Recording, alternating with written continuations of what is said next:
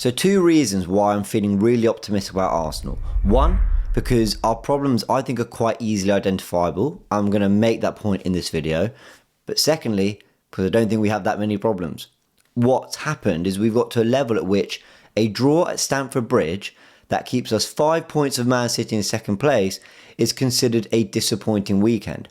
That's not just a raising of the ceiling and the level that Arsenal can get to, but it's a raising of the floor, it's a raising of the standards. So I think that's a good thing. The players looking dejected that they didn't win at full time is a good thing.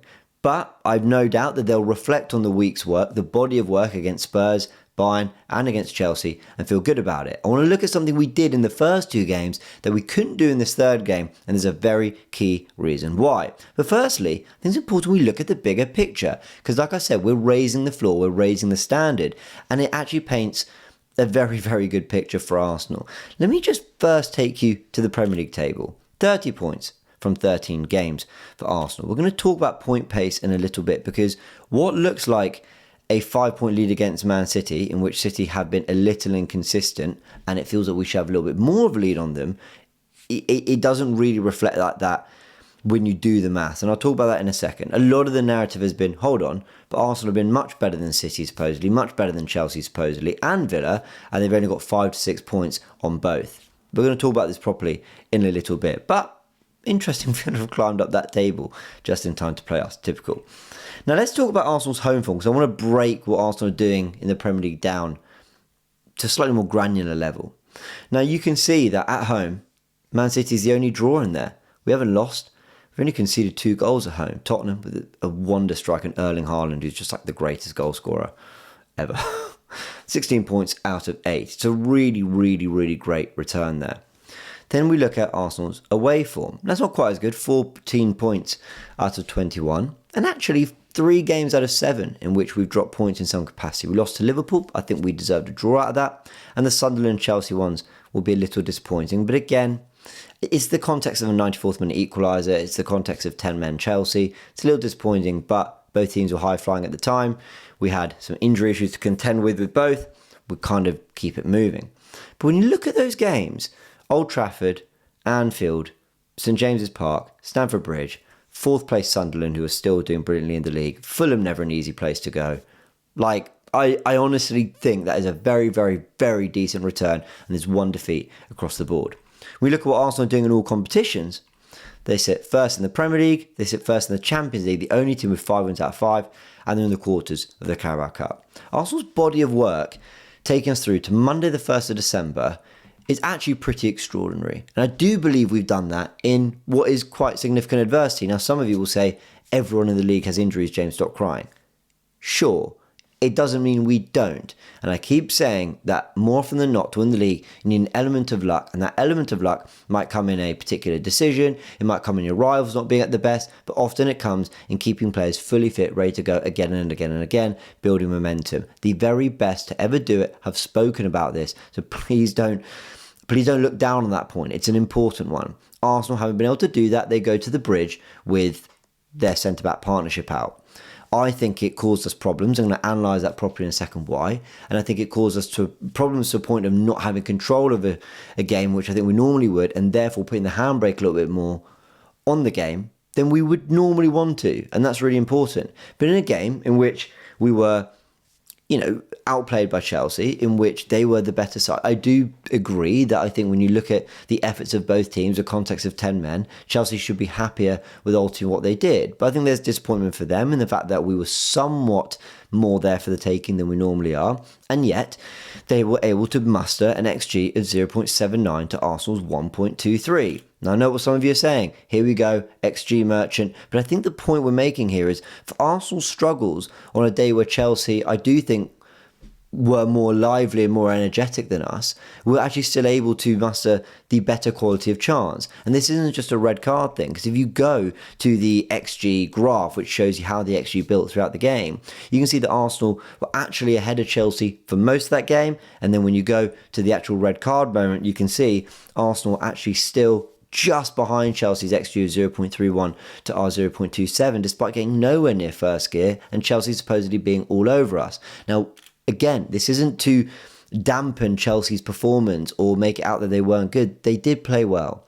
But I think the bigger point is, without our two starting centre-backs and Chelsea really getting the upper hand on us in terms of physically, us not getting control of possession, we were able to still, despite all that, keep them far enough from our goal and actually limit the quality of chance they were able to create against us, which again speaks to the raising of the floor. When we're not at our best, that's still the struggles teams can have against us. And I do think we should acknowledge that. I do think we should acknowledge that our worst is significantly better than it ever used to be. And I do think that's important when you're trying to be champions. Now I want to talk about two things on the tactical pad. I've mentioned injuries and we're going to take it here to the tactical corner. I like having this little section. So let's bring the mic over and talk about this. Now you can see that I've highlighted 5 players in particular because I believe in a starting 11, almost half, 5 of them were not the starting players we'd want in these positions. And I do think that's important, and I'll show you why. We've got Martinelli here.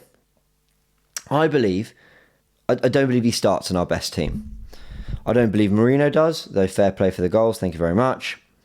And we know Mosquera and Nkapie don't either. So immediately you can bring in Saliba, and immediately you can bring Gabriel Magalhaes. Where is he? We've lost him. All right, let's bring him back. Cool. Gabriel, left centre-back. I think Eze starts on the left in our best 11. I genuinely do. There's one of Gyökeres or Havertz. You can take your pick who it is. And then Ødegaard. Now, I know you're not going to have every single week your best 11. But I do think it's important. It's 5, almost half of your... I mean, look how many we're talking about the spine. Gyökeres, Ødegaard, Saliba, Gabriel missing for such a big game. And so often we're talking about the players we haven't got available for certain games. It's frustrating. And it's important to acknowledge that context, that Arsenal can go up levels when they get their spine of the team back and yet are putting up some of those stats, some of those results and raising the floor like I mentioned. That's what the depth does. It raises the floor of the team. But these are the players that can raise the absolute the heights of this team, the ceiling of this team. And we haven't seen, if I just clear this for a sec, here we go, we haven't seen this front 6. We haven't seen it once. We've seen something close to it with Madueke on the right instead of Saka, I think when we beat Forest 3-0, but we haven't seen that. I think that's really, really important to acknowledge. Now I just want to do some analysis on what we lacked in the Chelsea game and why Saliba's absence was particularly important. Because it didn't just mean we couldn't defend as well. It also didn't just mean we couldn't build up as well. It had a real direct impact on what our midfielders could do and how brave they were in possession. Now I want to show you a couple trends we've seen recently. This is against Tottenham. That's Martin Zubimendi at 1-0 up, bursting forward. He is the one. He's basically the highest player attacking the penalty box. And we've talked about this before on this channel. I want to go to this next one. Again, Tottenham. And as you can see, Sky Sports have told us we're in the 46th minute of the game. Martin Zubimendi and Declan Rice. They are both making sprint runs forward seconds into the second half. Then we've got a 2-0 lead. There is a massive space vacated here. But that is your 2 6s, your 2 8s, however you want to dress it up, bursting forwards so early into the second half. And it wasn't just a theme against Tottenham, who weren't very good on the day. This is at 1-1 against Bayern Munich. Martin Zubimendi, Declan Rice. And that's your 10, Eze. So our midfield 3. 1, 2, 3. With again a massive space behind them. Massive, massive, massive space behind them. And again, it speaks to a bravery that this team have to burst forward and try and make things happen. Here, against Chelsea, we can see Martin Zubimendi trying to do a similar thing. He's trying to make a run forward. He's trying to burst. This is our number 6. He's trying to get forward, trying to make things happen for Arsenal. But where's Declan Rice? Like, he's not even in shot. You can't see him anywhere here on the left side of your screen. I mean, where is he? He's absolutely nowhere to be seen. And I think it's because he was sitting back closer to Mosquera and Nkapie, worried about the Chelsea counters, but also knowing that there wasn't quite as much trust in the 2 centre-backs as we would normally have in a Gabriel and Saliba, or at least one of them playing. Here we've got an example of this time Rice bursting forward. This is shortly after the red card. But again, where's Zubimendi? Now he's nowhere to be seen. Loads and loads of space, and Zubimendi isn't a part of the attack. As we've seen, Arsenal are comfortable getting both forward at the same time. Here we see the goal. The ball goes out to Saka, who we can see out here. But look at Declan Rice. He is so far. He's not even really stepping onto the lap there. He's actually sitting quite deep. I really think he was keeping an eye on the two young centre-backs who are a new partnership, haven't played together, weren't expected to play this game together, and feel like he needs to protect them a little bit more. So he doesn't get forward. And in this screenshot, which you got to forgive me, it was a one clip transitioning into another, but it's the only way I could possibly show you that Declan Rice is here, deeper than Mosquera and Nkapie, while Ødegaard and others try to get further forward. So I really, really, really believe that the absence of William Saliba played a part in Declan Rice and Zubimendi not wanting to commit together, because the two who are normally behind, either Saliba and Nkapie or a Gabriel and Mosquera, or hopefully the two of them, would normally squeeze up and be trusted to clean up in the absence of two sixes vacating and moving further forward up the pitch, trying to create more chaos in the box and committing more to the attacks, as Arsenal have done a lot more this season. I think this is a really, really important point, because when you're missing someone like William, it's so easy, right? When you're missing someone like William Saliba, to just go, yeah, but you rate Mosquera, yeah, but you rate your backups, so everything should be the same. When you're playing, this is Saliba's fourth full season. We've never finished below second with William Saliba in the side. Gabriel, we know how he's talked about these days. When you don't have not just one, but both of them missing, you can't expect it not to have a psychological impact on what the players in front are doing and the trust they've got behind. Something they don't play with the trust in Mosquera and Nkapie is that they're adjusting their game, even maybe somewhat subconsciously, to the fact that there is a different partnership behind them, and to the fact that they might have to do something different to help them out. Nkapie and Mosquera did a lot of on-the-floor defending, a lot of last-ditch defending, a lot of reaching of the leg. How often do Gabriel and Saliba do that? I bet you probably can't even remember the last time they had to really stretch a leg out, because they defend upright, they defend along the ground, they defend via recovery runs, via bodying defenders, winning headers in tight spaces and covering large spaces very gracefully and easily. Mosquera and Nkapie, I thought, made a good account of themselves in this game against Chelsea, were stretched in a different way. And I think Rice and others sensed that. And so there was a lack. I think there was a... what's the word? It's reluctance is the word. There was a reluctance to really go full throttle on Chelsea in the way we did against Bayern and Spurs. Now, maybe it's a tiredness thing too. Maybe it's an energy thing. I acknowledge that. But I think it was a tactical thing. And I think Saliba was a massive, massive miss. Now, for all I've said there, again, I give credit to Arsenal. I give praise to Arsenal. Not really for the performance against Chelsea. I think that was disappointing in some ways. But for the body of work and for the type of football we're playing this season. And I can acknowledge why we don't see it in a certain game and the reasons why. What was the domino effect that led to a slightly different role for Zubimendi and Rice, a different partnership, a different way of playing this game to what we've seen before. Now, maybe it's simply playing away from home, but I don't think it's that. I think Arsenal do want to take the game to teams. Look at Man United earlier in the season. We were very kind of front-footed, it felt, almost chaotically so. But that was a game against Chelsea where I really think they were worried about what was behind them. Now, I mentioned before that people are sort of saying, after Arsenal have been so good and Man City have been inconsistent, there's only a 5-point gap. That's easy to say because it feels like, 5 points can be made up in 2 games, and absolutely can be.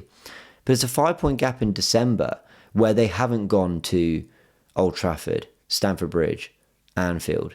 Obviously, we need to play them again. They haven't been to Spurs. All right, we haven't been to Spurs either. City have some big games coming and have a lot of grounds that we've actually already been to. And when you do the point pace of the sides to give an idea for how efficiently they're racking up points for the amount of games played, you see that in this table, Arsenal's projected points is 88. That is 15 more than Man City's projected 73 points, That is 18 more than Chelsea's 70-point pace and significantly higher than Liverpool's 61 point pace. I picked those 4 sides in particular because they're the ones expected to challenge for the title. But again, the point I'm really trying to make here is 5 points after 13 games is a much more significant lead than 5 points after 26 games. Now, it's funny because football can be looked at in so many ways. You can say 5 points isn't that much. There's even more games to play for, right? There's even more to come in terms of games, and more opportunity for us to slip up, and more, opportunity for Man City to close that gap. And I do hear that. That is one way to look at it. But if we're talking about in 13 games, there's less opportunity for the gap in quality between teams to show than there is in 26 to 30 games. For what it's worth, I don't think we're ever going to have a 10-point lead on Man City or anyone else, because I think these other sides will get ticking. I'm just saying, don't look at that 5-point gap and go, oh, well, maybe Arsenal haven't been that much better than Man City. They have been much better than Man City. But the context around results, the context around injuries, the context around some of the football we're playing, and the context around actually what we're getting per point per game is significantly more impressive. And I think that's important to acknowledge. Arsenal are doing a really good job, though that wasn't a great result or performance against Chelsea at all. But we keep it moving, and I think we can be very happy with where we are so far this season. Let me know your thoughts in the comment section below, people. Just want to do some analysis on the season overall and that Chelsea game in particular. I hope you've enjoyed this video. Subscribe if you haven't to the Goonerverse and you want more content like this. And I look forward to seeing you all very, very soon. Remember, Goonerverse News keeping you up to date with all my reactions to all the latest news as and when it happens. So yeah, go check that out if you want my instant reaction to things. Big thanks. Catch you in a bit.